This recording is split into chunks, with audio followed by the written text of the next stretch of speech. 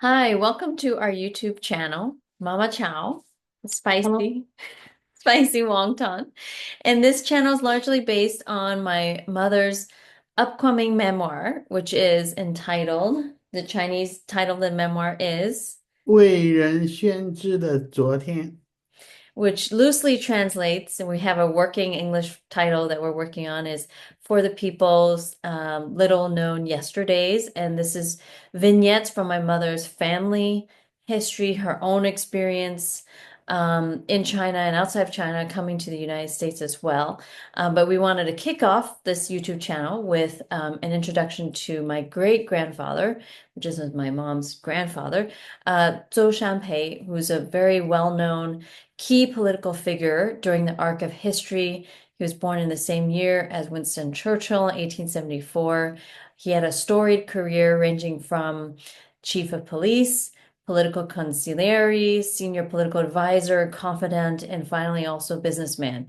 And he came to prominence during a historic time when countries like Germany were just born in 1870, 71, and many countries like Japan and Russia straddled between either maintaining the status quo of monarchies like Tsar Nicholas II or moving forward with modernization and industrialization like Japan's Meiji Restoration period. Zhou Shanpei, my great grandfather, experienced firsthand the dynamic battle and push and pull between modernization and monarchy because he was a senior official both in the Qing Dynasty and while in the Qing Dynasty, he brought reforms and modernization, innovative ideas from his experiences in Japan. He also survived through upheaval and civil war leading up to the Chinese Communist Party. He learned and spent considerable time abroad in Japan while offering support ultimately through turbulent times in China, including through the Communist Party. One could say that he was resilient, a very resilient political survivor through turbulent times. Mm. And through this sort of window, I wanted to just turn it over to my mother to provide some stories between Zhou Shanpei and Mao, specifically how Mao Zedong tried to entice him to come to Beijing. And with that, I'll turn it over to my mother to describe this little story. Okay. My my grandfather actually had three individual one-to-one dinner with Chairman Mao. And one of the dinner, Chairman Mao invited him with the whole family to come to Beijing, live in Summer Palace, Yiheyuan. After three meeting with Mao, my grandfather decided to stay as far as he can from Mao because Mao is very serious, very tough, very, I should not say the word, but anyways, he would like to stay away. As Chinese are saying, 伴君如伴虎, accompany a gentleman is as dangerous as accompany a tiger.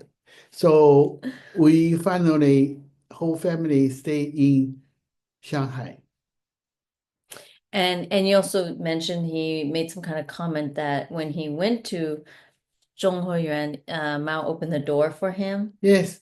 And also, he said every time he go to Beijing, Mao will personally open the automobile, private automobile arrangement door for him.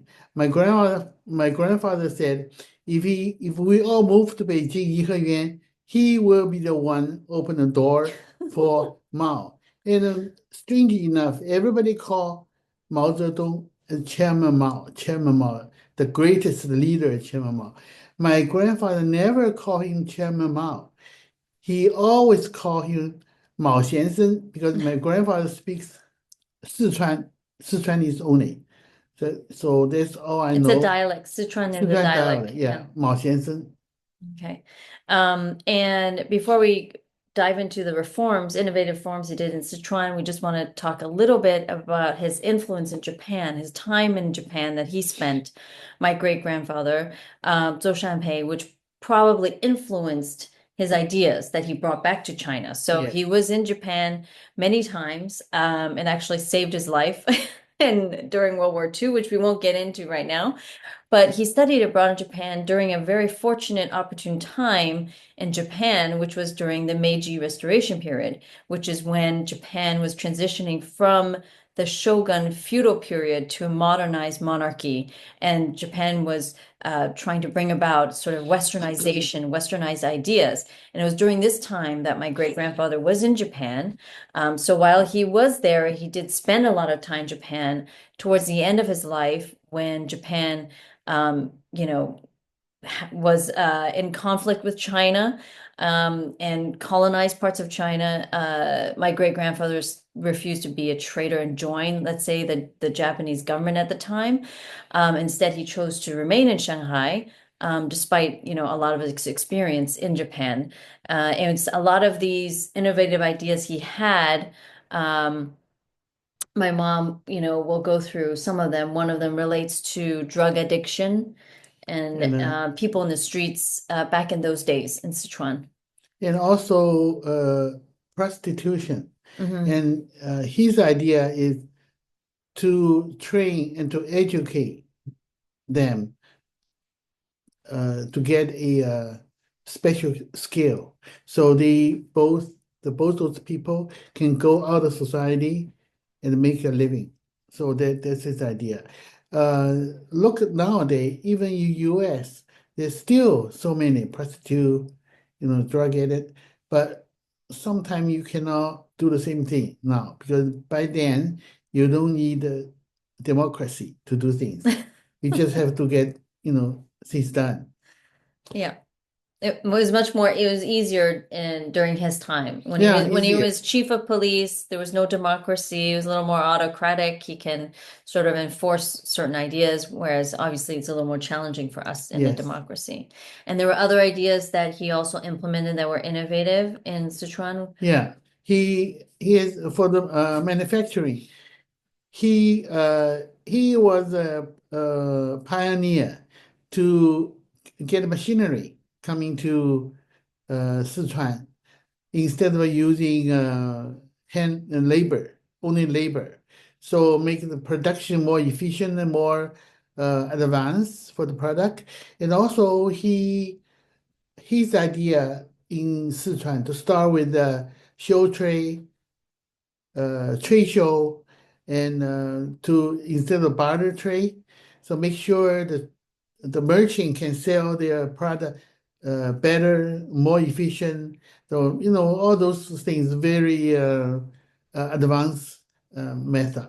So to move to a more modern economy using those economic trade fairs, having industrialization, factories instead of, manual labor, those were all things that he implemented.